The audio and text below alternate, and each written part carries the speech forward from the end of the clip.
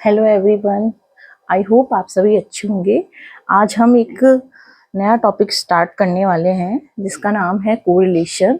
इससे पहले हम measure of central tendency, measure of dispersion, probability, skewness, kurtosis, movements ये ऑलरेडी पढ़ चुके हैं। जिसने भी नहीं देखा है उसके सारे वीडियो अपलोड हो चुके हैं, आप लोग वहाँ जाकर देख सकते हैं।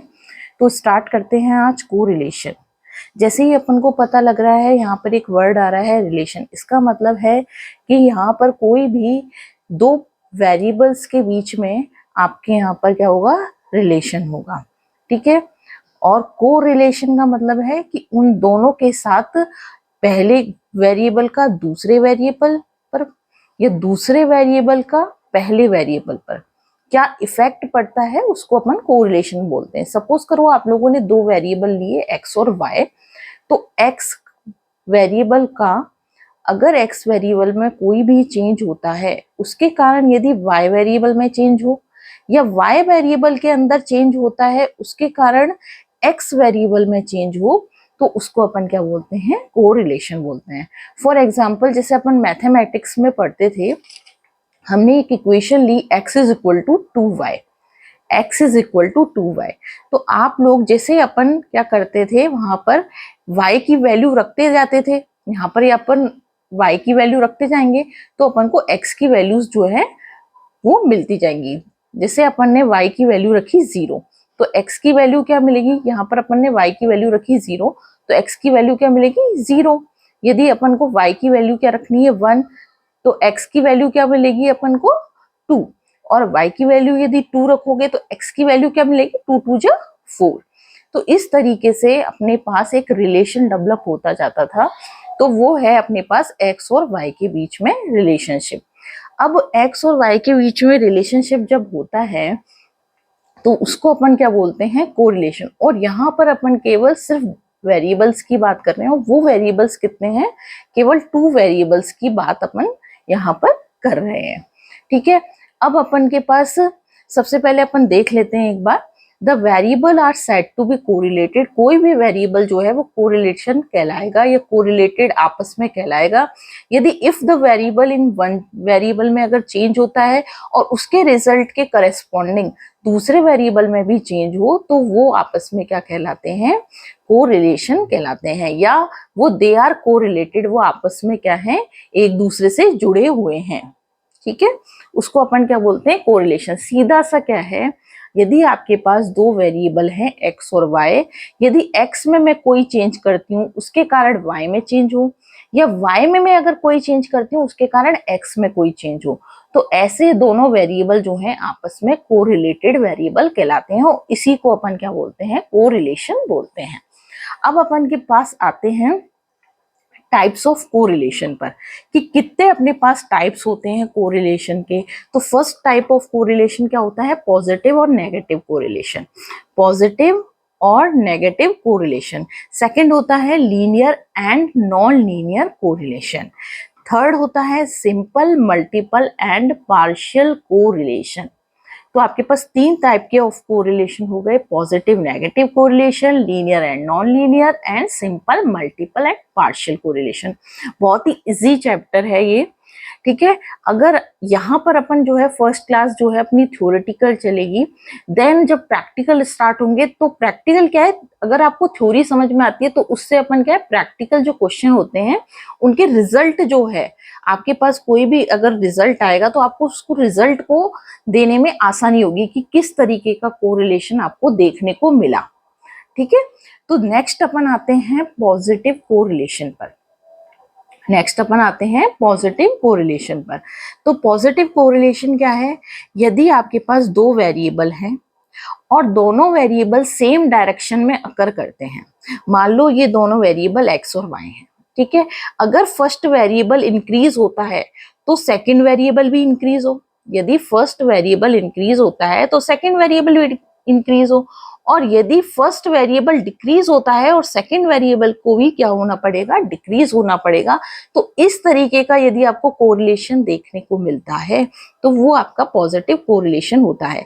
सीधी सी बात है, यदि आपको सेम डायरेक्शन देखने को मिले, सेम डायरेक्शन देखने को मिले तो ऐसा कोरिलेशन पॉजिटिव कोरिलेशन होता है। जैसे अभी थोड़ी देर पहले अपन ने एक एग्जांपल लिया था, तो यदि x की वैल्यू आपके पास बढ़ रही है, अगर x की वैल्यू 0 है, ठीक है, तो आपको y की वैल्यू सपोज करो 1 मिलती है, या x की वैल्यू 1 है तो y की वैल्यू 2 मिलती है, या x की वैल्यू 2 है तो y की वैल्यू 3 मिलती है। इस तरीके का जो कोरिलेशन है, मतलब अगर पहला वेरिएबल इंक्रीज है तो दूसरा वेरिएबल भी इंक्रीज हो, और यदि पहला डिक्रीज हो रहा है तो दूसरा भी डिक्रीज हो, तो ऐसा कोरिलेशन पॉजिटिव कोरिलेशन होता है। यानी कि सेम डायरेक्शन में आपको जो भी देखने को मिलते हैं दोनों वेरिएबल, वो आपके पॉजिटिव कोरिलेशन के अंदर आते हैं। देखो यहाँ पर सेम यही चीज लिखी है, यदि एक वेरिएबल इंक्रीज होता है तो दूसरा वेरिएबल भी इंक्रीज हो, और यदि पहला वेरिएबल डिक्रीज होता है तो दूसरा वेरिएबल भी डिक्रीज हो। पहला इंक्रीज है तो दूसरा भी इंक्रीज, और पहला डिक्रीज है तो दूसरा भी डिक्रीज। ठीक है, यानी सेम डायरेक्शन है तो पॉजिटिव कोरिलेशन देखने को मिलेगा। देन अपन आते हैं नेगेटिव कोरिलेशन पर। ठीक है, वही आपके पास दो वेरिएबल होते हैं इसमें भी। ठीक है, मान लो x और y दो वेरिएबल हैं, तो यदि पहला आपके पास इंक्रीज हो रहा है तो दूसरा डिक्रीज हो, और यदि आपके पास पहला डिक्रीज होता है तो दूसरा इंक्रीज हो। सीधी सी बात है, यदि दोनों वेरिएबल अपोजिट डायरेक्शन में अकर कर रहे हैं, यदि एक बढ़ रहा है दूसरा घट रहा है, या पहला घट रहा है दूसरा बढ़ रहा है, तो ऐसा कोरिलेशन नेगेटिव कोरिलेशन कहलाएगा। यानी कि अपोजिट डायरेक्शन जब आपको देखने को मिले, ठीक है, अगर इसकी वैल्यू 0 है, अगर इसकी वैल्यू 1 है, तो y की वैल्यू 0 आ रही, मतलब एक आपके पास बढ़ रहा है तो दूसरा बिल्कुल घट रहा है। इस तरीके से यदि देखने को मिले तो आपके पास क्या होगा, नेगेटिव कोरिलेशन देखने को मिलेगा। ठीक है, नेक्स्ट अपन आगे बढ़ते हैं। And increase in the value of one variable resulted, वही जो मैं अभी थोड़ी देर पहले समझा रही थी कि पहला अगर इंक्रीज है तो दूसरा डिक्रीज हो, पहला यदि इंक्रीज है तो दूसरा डिक्रीज हो, ऐसा वेरिएबल, या पहला डिक्रीज हो दूसरा इंक्रीज हो, पहला डिक्रीज हो दूसरा इंक्रीज हो, तो ऐसे वेरिएबल जो है दोनों आपस में क्या है, नेगेटिव कोरिलेशन शो करते हैं। ठीक है, नेक्स्ट आते हैं लीनियर नॉन लीनियर रिलेशन पर। ठीक है, लीनियर और नॉन लीनियर रिलेशन पर, यदि आपके पास कोई भी एक वेरिएबल है और वो एक कांस्टेंट रेशो के साथ बढ़ रहा है, मतलब यदि आपको ग्राफ कुछ इस तरीके से देखने को मिले, अगर आपको कोई ग्राफ इस तरीके से देखने को मिले, एक कांस्टेंट रेशो हो, जैसे मैं बोलती हूँ x is equal to 2y, तो ये जो है अगर आपको कांस्टेंट रेशो देखने को मिल रहा है तो वो रिलेशन जो है आपके पास लीनियर कोरिलेशन कहलाता है। ठीक है, जब आप लीनियरशिप निकालो तो वो अगर आपको एक सीधी लाइन देखने को मिले, कहीं ऊपर नीचे ना हो, जिगजैग ऑर्डर में ना हो, तो वो लीनियर कोरिलेशन होता है। ठीक है, नेक्स्ट होता है अपने पास non linear correlation. Correlation is said to be non linear when the amount of change in one variable is not the constant ratio. कोई भी कांस्टेंट रेशो नहीं है, कोई एक पर्टिकुलर इक्वेशन नहीं होगी, तो अगर कोई इक्वेशन नहीं होगी तो हो सकता है वो आपको किसी भी तरीके से जिगजैग ऑर्डर में मिले, या आपको जो मान लो अगर मैंने ये एक सीधी अपन को ऐसी रेखा मिलनी थी, लेकिन अपने पास जब पॉइंट मिलते हैं तो कोई ऊपर कोई नीचे कोई इस तरीके से अपन को देखने को मिलते हैं, तो वो अपने पास क्या होता है, वो अपने पास कंडीशन हो जाती है नॉन लीनियर की। आपको एक सीधा रेखी ना मिलकर, सीधा जो है एक कांस्टेंट लाइन ना मिलकर, जिगजैग ऑर्डर में जब अपन इनके पॉइंट्स को ऐड करें, ज्वाइन करें, तो आपको एक लीनियर सीधी रेखा ना मिलके एक जिगजैग ऑर्डर में मिले, तो वो अपने पास क्या है, नॉन लीनियर कोरिलेशनशिप शो करता है। मतलब एक कांस्टेंट रेशो के अकॉर्डिंग नहीं चलेगी वो आपके पास। ठीक है, देन अपने पास आता है सिंपल, मल्टीपल और पार्शियल कोरिलेशन। थर्ड कोरिलेशन क्या है, सिंपल, पार्शियल और मल्टीपल कोरिलेशन। ठीक है, अब सिंपल कोरिलेशन क्या है, in the study of relationship between the variable if there are only two variables the correlation is said to be simple. जो हम अभी कोरिलेशन पढ़ेंगे जहां पर केवल आपको दो वेरिएबल्स ही देखने को मिलते हैं, ओनली टू वेरिएबल्स यदि आप लोगों को देखने को मिले तो ऐसा कोरिलेशन सिंपल कोरिलेशन कहलाता है। बहुत सारे हैं, जैसे अपन कार्ल पियर्सन पढ़ेंगे, कॉन्करेंट डेविएशन पढ़ेंगे, ठीक है, अपन स्पीयरमैन रैंक कोरिलेशन पढ़ेंगे, तो सब अपन इसमें सिंपल कोरिलेशन के क्वेश्चंस लेंगे, ठीक है। तो सिंपल कोरिलेशन में जिसमें केवल आपको दो वेरिएबल देखने को मिले, कार्ल पियर्सन का पढ़ेंगे, ठीक है, स्पीयरमैन का पढ़ेंगे। बहुत मोस्ट इंपॉर्टेंट जो है अपने पास, सबसे इंपॉर्टेंट जो क्वेश्चन होता है वो कार्ल पियर्सन पर होता है, ठीक है। तो स्पीयरमैन कोरिलेशन है, ठीक है, कॉन्करेंट डेविएशन है, तो ये सब अपने पास सिंपल कोरिलेशन में अपन इसको पढ़ेंगे। देन अपने पास आता है multiple correlation. In the study of multiple correlation we measure the degree of association between one variable on one side and all the other variables together on the other side। Multiple correlation में होता क्या है कि जब भी आप correlation निकाल रहे हैं किसी भी रिलेशनशिप के, तो मान लो आपके पास 1 2 3 4 5 ये 5 वेरिएबल हैं, तो एक वेरिएबल जो है वो अपन एक साइड रख के, ठीक है, और बाकी वेरिएबल्स का इफेक्ट देखते हैं कि फर्स्ट वेरिएबल का सेकंड वेरिएबल पर क्या इफेक्ट है, सेकंड फर्स्ट वेरिएबल का थर्ड पर क्या है, फर्स्ट का फोर्थ पर क्या है, फर्स्ट का 5 पे क्या है।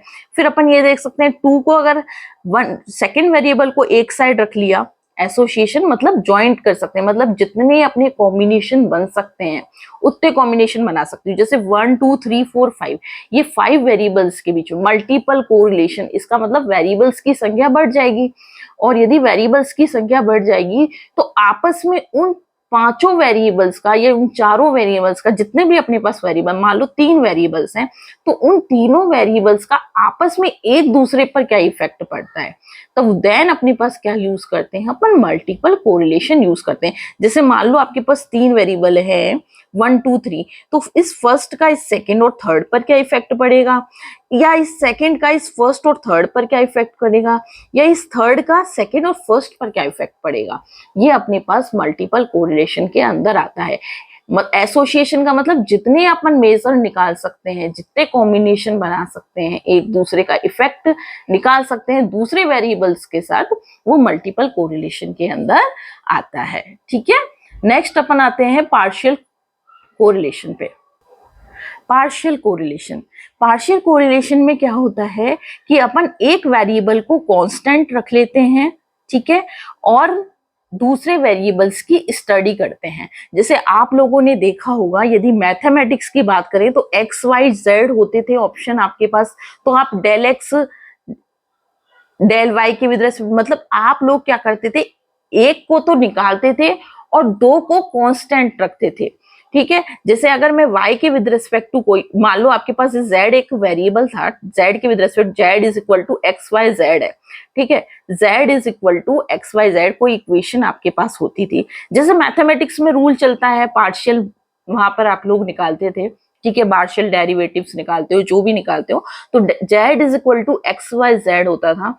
तो अपन क्या करते थे, del z upon del x, और उसमें क्या करते थे, y और z को एज ए कांस्टेंट मारते थे और x को डिफरेंशिएट कर लेते। उसी तरीके से यहाँ पर होता है। यहाँ पर अपने पास जैसे सपोज करो x y z जो है 3 कॉम्बिनेशन है, तो अपन क्या करेंगे, y और z को कांस्टेंट मानकर x के लिए निकाल लेंगे कोरिलेशन, फिर आप क्या करोगे, x और y को कांस्टेंट मानकर z के लिए निकाल लोगे, ठीक है, फिर y के लिए निकालोगे x और z को कांस्टेंट मानकर। 3 वेरिएबल में इस तरीके से अपन करेंगे। जैसे मैथमेटिक्स में रूल है, ये पूरा क्लियर तब समझ में आएगा जब अपन पार्शियल कोरिलेशन के थोड़े से क्वेश्चंस देख लेंगे, तो और भी अच्छे से क्लियर हो जाएगा। अभी सिर्फ अपन ये देख रहे हैं कि कौन कौन से कोरिलेशन होते हैं, किस किस तरीके के कोरिलेशन हमको देखने को मिलते हैं, कि एक सिंपल होता है जो हम सबसे पहले पढ़ेंगे, फिर मल्टीपल, देन पार्शियल, ठीक है। तो थोड़ा मैथमेटिक्स का रूल है कि ये अपन वर्ड्स जो है ऑलरेडी पढ़ चुके हैं, तो उसी तरीके से बस अभी सिर्फ डेफिनेशन पढ़ रहे हैं,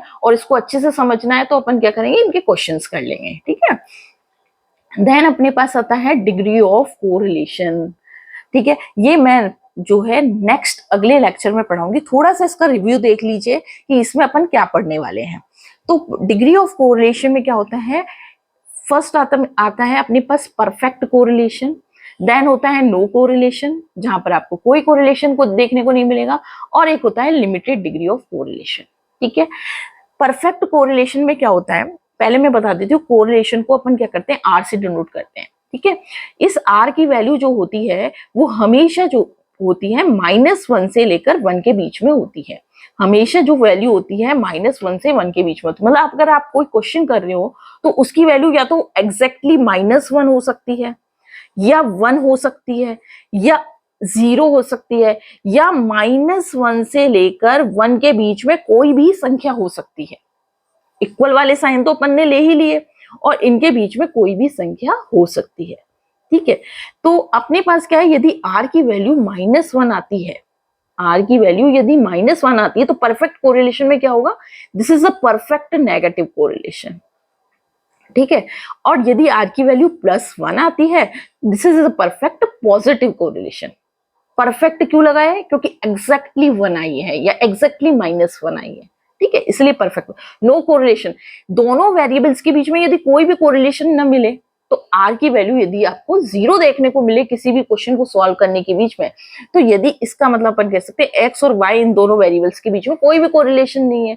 अगर रिलेशन है तो रिजल्ट आएगा, नहीं तो नहीं आएगा। ठीक है, लिमिटेड डिग्री ऑफ कोरिलेशन में क्या होता है, जहां पर वैल्यू -1 से लेकर 1 के बीच में अकर करेगी, वो लिमिटेड डिग्री ऑफ कोरिलेशन में अपन कंसीडर करते हैं। ठीक है, अब मैं आपको थोड़ा सा एक रिव्यू बता देती हूँ। परफेक्ट पॉजिटिव कोरिलेशन में कभी भी आपको जब भी ग्राफ मिलेगा परफेक्ट पॉजिटिव कोरिलेशन का, वो किस तरीके से मिलेगा आपको, इस तरीके से मिलेगा। ठीक है, परफेक्ट जो कोरिलेशन का जो आपको ग्राफ मिलेगा वो आपको किस तरीके से मिलेगा, इस तरीके से देखने को मिलेगा, परफेक्ट पॉजिटिव का। देन अपने पास परफेक्ट नेगेटिव का आपको नीचे की तरफ ग्राफ मिलेगा, ये परफेक्ट नेगेटिव कोरिलेशन है। ठीक है, ये परफेक्ट नेगेटिव कोरिलेशन है। और 0 कोरिलेशन में जब भी आपको ग्राफ देखने को मिलेगा, कल तो हम पढ़ेंगे ही, थोड़ा सा एक रिव्यू जिससे आपको ये पता रहे कि नेक्स्ट अपन क्लास में क्या पढ़ने वाले हैं। तो परफेक्ट जो अपने पास पॉजिटिव होता है वो इस तरीके से ग्राफ, परफेक्ट नेगेटिव में आपको इस तरीके से, और नो कोरिलेशन में आपको एक सीधी रेखा मिलेगी, तो वहां पर क्या होगा, नो कोरिलेशन होगा। ठीक है, तो ये अपन नेक्स्ट क्लास में देखेंगे कि डिग्री ऑफ कोरिलेशन में किस तरीके से, अगर आप लोगों के पास एक थ्योरेटिकल क्वेश्चन आता है तो आप किस तरीके से लिखोगे। ये अपन ने थोड़ा एक